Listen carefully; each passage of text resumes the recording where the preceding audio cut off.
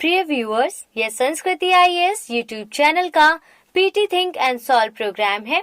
इस प्रोग्राम के अंतर्गत प्रत्येक दिन यूपीएससी और स्टेट पीसीएस से संबंधित 5 प्रश्न व्याख्या सहित उत्तर के साथ दिए जाएंगे। हमें आशा है कि ये प्रोग्राम आपकी तैयारी में मददगार साबित होगा। तो चलिए शुरू करते हैं आज के अपने प्रश्नों की श्रृंखला को। पहला प्रश्न है, विदेशी अंशदान अधिनियम के संदर्भ में निम्नलिखित कथनों पर विचार कीजिए। पहला, पंजीकृत संघ या संगठन केवल शैक्षणिक उद्देश्यों के लिए विदेशी अंशदान प्राप्त कर सकते हैं। दूसरा, वर्ष 2017 के एफसीआरए संशोधन द्वारा अब राजनीतिक दल भी विदेशी कंपनी से धन प्राप्त कर सकते हैं। उपरोक्त में से कौन सा कथन सही है? ए केवल 1, बी केवल 2, सी 1 और 2 दोनों, डी ना तो 1 ना ही 2।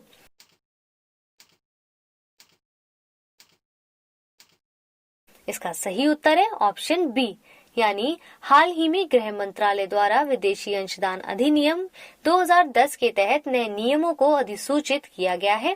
पहली बार वर्ष 1976 में विदेशी अंशदान अधिनियम अधिनियमित किया गया था। एफसीआरए विदेशी अंशदान को नियंत्रित कर यह सुनिश्चित करता है कि ऐसे अंशदान आंतरिक सुरक्षा पर प्रतिकूल प्रभाव न डालें।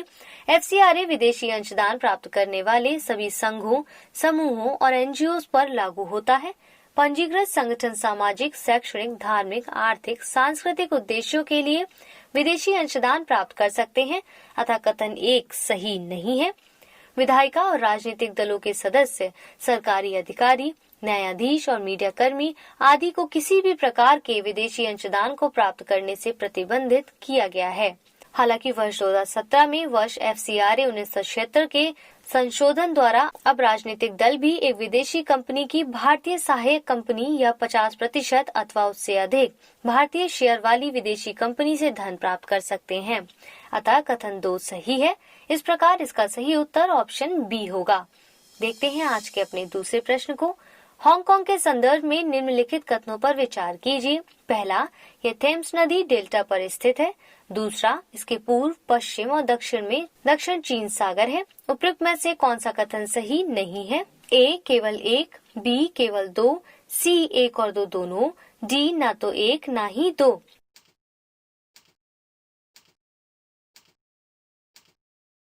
इसका सही उत्तर है ऑप्शन ए, यानी हाल ही में चीन ने लोकतंत्र समर्थक 4 विपक्षी सांसदों को सुरक्षा आधार पर हांगकांग की लेजिस्लेटिव काउंसिल से निष्कासित कर दिया है, जिसके बाद ब्रिटेन ने चीन पर अंतर्राष्ट्रीय संधि दायित्व को तोड़ने का आरोप लगाया है।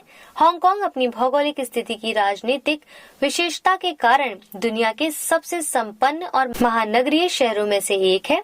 यह पर्ल नदी डेल्टा पर स्थित है, अतः कथन 1 सही नहीं है। हांगकांग के पूर्व, पश्चिम और दक्षिण में दक्षिण चीन सागर है, अतः कथन 2 सही है। इस प्रकार कथन ए इसका सही उत्तर होगा। देखते हैं अपने तीसरे प्रश्न को। अंतर्राष्ट्रीय परमाणु ऊर्जा एजेंसी के संदर्भ में निम्नलिखित कथनों में से कौन सा कथन सही नहीं है? ए, इसकी स्थापना वर्ष 1957 में की गई थी।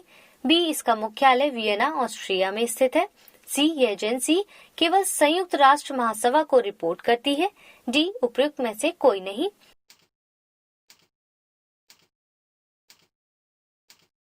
इसका सही उत्तर है ऑप्शन सी, यानी हाल ही में उत्तर कोरिया ने अंतर्राष्ट्रीय परमाणु ऊर्जा एजेंसी पर उसके शत्रु देशों की कठपुतली होने का आरोप लगाया है।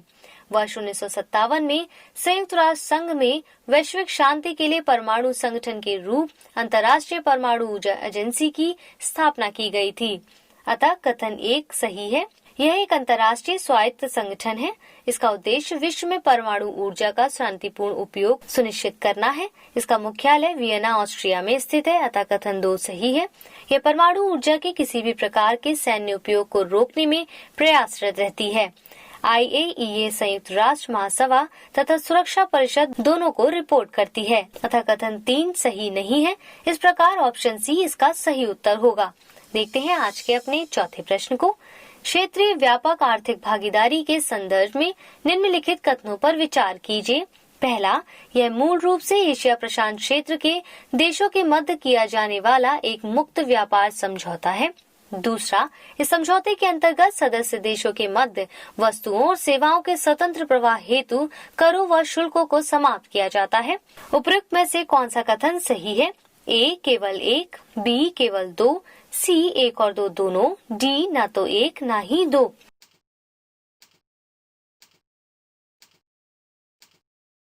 इसका सही उत्तर है ऑप्शन सी, यानी भारत ने क्षेत्रीय व्यापक आर्थिक भागीदारी में शामिल न होने का फैसला लिया है। क्षेत्रीय व्यापक आर्थिक भागीदारी मूल रूप से एशिया प्रशांत क्षेत्र के 16 देशों के मध्य किया जाने वाला एक मुक्त व्यापार समझौता है, अतः कथन 1 सही है।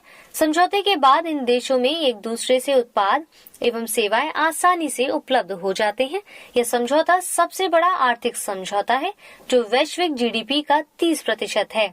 इस समझौते के अंतर्गत सदस्य देशों के मध्य वस्तुओं और सेवाओं के स्वतंत्र प्रवाह हेतु करों और शुल्कों को समाप्त किया जाता है, अतः कथन 2 भी सही है। इस प्रकार इसका सही उत्तर ऑप्शन सी है। देखते हैं अपने अंतिम प्रश्न को। पन्ना बाघ अभयारण्य के संदर्भ में निम्नलिखित कथनों पर विचार कीजिए। पहला, यह बाघ अभयारण्य विंध्य पर्वत श्रृंखला में स्थित है। दूसरा, केन नदी पन्ना बाघ अभयारण्य से होकर बहती है। उपरोक्त में से कौन सा कथन सही है? ए केवल 1, बी केवल 2, सी 1 और 2 दोनों, डी ना तो 1 ना ही 2।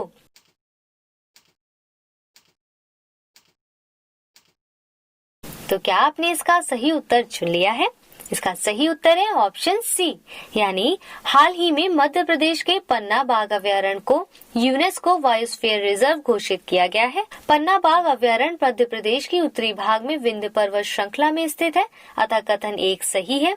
केन नदी पन्ना बाघ अभयारण्य से होकर बहती है, कथन 2 भी सही है। यह क्षेत्र पन्ना व हीरा खनन के लिए भी प्रसिद्ध है, इसलिए कथन सी इसका सही उत्तर होगा।